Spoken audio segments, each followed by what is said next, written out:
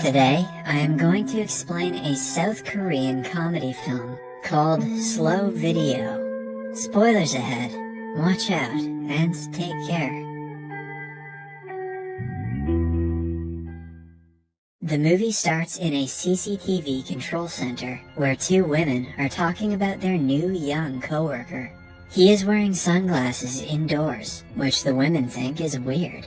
Suddenly, they detect two robbers on the run. Their boss is notified and they quickly call the police. Everyone in the office tracks the robbers through the cameras, and yet, they get lost. When they start losing hope, the new employee shows them a clip of the robbers hiding in an alleyway. Because of his help, they are soon caught by the police. The employee's name is Jang-bu, and he has a rare genetic condition that makes him see everything in slow motion. Using his disorder, he was able to see where the robbers went, even though they were moving at a high speed. When Jang-bu was in class 5, he took part in a relay race with his childhood crush, Bong Soo-mi. That was when he first started to see things in slow motion. His parents took him to Dr. Seok, who diagnosed him with dynamic visual acuity, a rare disorder that enables him to visually perceive fine detail in a moving object that ordinary people cannot, as if he's seeing the world in slow motion. To prove that Jang-bu does in fact have the disorder, the doctor throws a baseball at him at high speed, which he catches with ease. Had the test failed, Jang-bu could have sued that doctor's ass. The doctor advises him to wear sunglasses at all times for comfort. After Jang-bu is diagnosed, his father flies to a foreign country to earn money for his treatment. Jang-bu is left at home with his mother and younger sister. He claims that the disorder has been a blessing and a curse at the same time. Although he could watch the wind move women's skirts in slow motion, he was bullied in school for his sunglasses.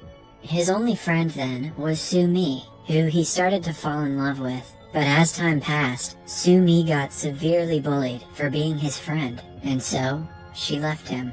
Following that, Jang-bu has never had a friend. He wanted to lose his eyesight altogether, so he watched TV all the time. His vision didn't really get worse, but he developed an obsession with K-dramas, a fate worse than blindness. He learned all the social skills from the actors in the drama, but never got out of the house to practice them. His father refused to return to Korea, even during the holidays, to continue to save money. But it all went to waste when one day he died because of an accident in the workplace. Following the death, the only man that Jang-bu is close to is Dr. Seok. He advises him to see the world outside of his room and help his family with money. That is why Jang-bu starts to work in the CCTV control center. In a monologue, he claims that he likes to watch people on the screen because it reminds him of dramas. The only difference is that in this drama, everyone is the lead actor. His coworker, Byung-soo, talks to their boss about Jang-bu's behavior, claiming that he is very introverted and he doesn't talk to anyone. He promises to take care of the guy because he is a true talent. Byung-soo sits beside him at work and tries talking to Jang-bu. However, a shy Jang-bu answers all of Byung-soo's questions in his head and doesn't speak to him. While monitoring the cameras, he seems to be counting how many steps people take to reach a certain place. Byung-soo thinks it's weird, but doesn't ask any questions. Clearly, Byung-soo never watched Sesame Street. In an attempt to socialize with him, Byung-soo asks him if he has a girlfriend. This reminds Jang-bu of Soo-mi, so he goes to her house the very next day. Soo-mi has grown up into a beautiful woman, but with financial issues. Her debt collector nags her to sell the house to pay back her loans. Jang-bu watches her from afar, but is too scared to go talk to her. From that day onwards, he watches her through the CCTV cameras every day and memorizes her daily routine. At night, she drinks soda in front of a coffee shop, so he too does the same. He sees her eyeing an abandoned sofa on the way and drags it in front of the coffee shop the next day. Soo-mi notices the sofa, but doesn't think much of it. The following day, she is stuck at a bus stop because of the heavy rainfall. Jang-bu sees this on the monitor and goes to help her with Byung-soo. He puts the umbrella over her like in the K-dramas, but Sumi calls him a creep and walks away. Following that, the two go to Dr. Seok, asking for ways Jang-bu could impress Sumi. He suggests Jang-bu give her flowers. Sumi is late for her musical drama audition the next day. She calls the manager and starts singing in the middle of the road as her audition. As she sings a beautiful song, the bystanders watch her in awe. Jang-bu also arrives there with a bouquet of flowers. He hands her the flower after the song, but Sumi doesn't appreciate it. She tells him she would prefer a box of ramen and walks away. Sumi is a woman of culture. Jang-bu calls her name and finally introduces himself as her childhood best friend, but she claims that her name is Oh-sumi and not Bong-sumi. It turns out Jang-bu has been following the wrong woman all this time, yet he has started to fall for her deeply. That evening, they accidentally bump into each other, and Sumi makes Jang-bu carry her groceries. Before leaving, Sumi asks him why he is looking for Bong-sumi, to which he replies that he used to like her in school. The next day at work, Jang-bu sees Sumi receive a phone call on the monitor. The person on the other end informs her that she got a role in the musical. She jumps and dances in the streets as Jang-bu watches her on the screen. That night, Sumi goes to celebrate at a local roadside restaurant. She notices Jang-bu watching her from outside and invites him in. As they talk, she shows him the musical's script and practices her lines. Jang-bu compliments her acting and shows her a talent of his own.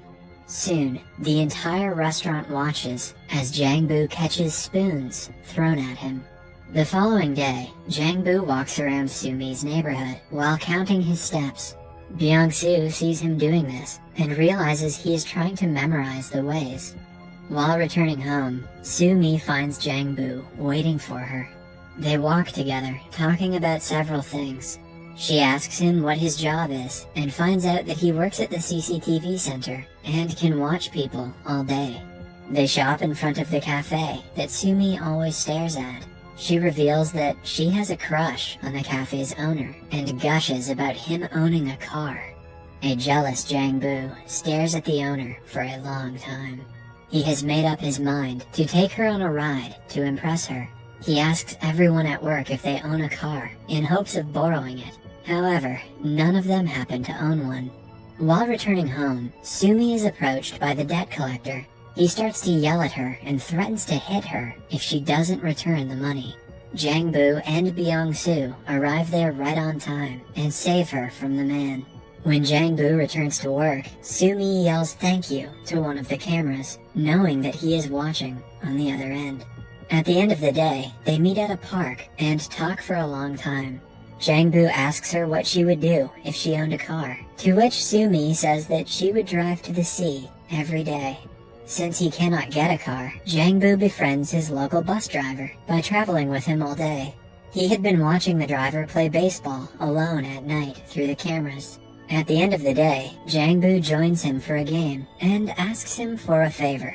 Byung-soo, the bus driver, and Jang-bu pick up Sumi from the bus stop the next day and make their way to Busan to visit the sea. Seeing his efforts to make her happy, Sumi starts to like Jang-bu. He's a stalker, and he manipulates people. What a catch. However, their bus is stopped by the border police, who don't allow the local district bus to enter the other district. An angered Sumi tries to fight the policeman, while Byung-soo calms her down. Their effort is useless, because at the end of the day, they have to return home without reaching the sea. Jang-bu's boss tells them about recent cases of women being abducted around the town, and asks them to be on high alert at all times. Just then, Jang-bu notices Sumi on a monitor, but she disappears right after. He freaks out and rushes to see if she is okay, only to see that she was trying to prank him to see if he would come. Sumi takes off his glasses for the first time, and the two finally kiss. Jang-bu takes Sumi home and she invites him in. However, their plans are ruined when Sumi notices the debt collectors in her house. They throw her belongings around, threatening her to return the money. Jang-bu tries to run to her, but suddenly falls down as his vision goes blurry. After the men leave, Jang-bu and Soo-mi sit down to talk. In the pile of stuff that the collectors threw out are drawings that Jang-bu made for Soo-mi when they were in school. Soo-mi reveals that she lied to him about being a different girl because she didn't want to be compared to her younger self. Jang-bu, who really should have seen this twist coming, keeps quiet the whole time as Soo-mi looks at the drawings while smiling. He visits Dr. Seok the next day, informing him that his eyes have gotten blurry. It turns out that with time, his disorder has gotten worse, because of which he will be losing his vision very soon. Jang-bu had known that he would eventually go blind one day. That is why he has been counting steps everywhere he goes, so it would be easier for him when he loses his vision entirely. While Jang-bu is troubled by his worsening vision, Soo-mi is worried about her debt. She sells her house and gathers enough money to pay her creditors back, but now she has nowhere to live.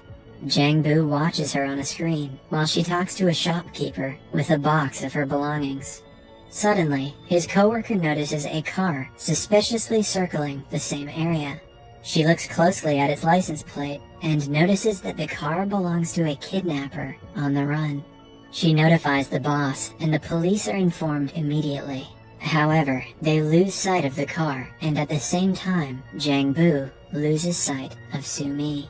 He freaks out and runs to save her from potential danger. On his way, he loses his vision completely and crashes the bike. Byung-soo notices this through the cameras and runs to help him. Soo-mi, on the other hand, is approached by a strange man who grabs her arm, but before he can take her away, Jang-bu starts to run towards them. The abductor runs away, but Jang-bu almost crashes into a bus. The police arrive and take Soo-mi in for interrogation. Now, Jang-bu is left alone in the streets and is helped by Byung-soo. He cries while holding his friend, devastated at losing his vision.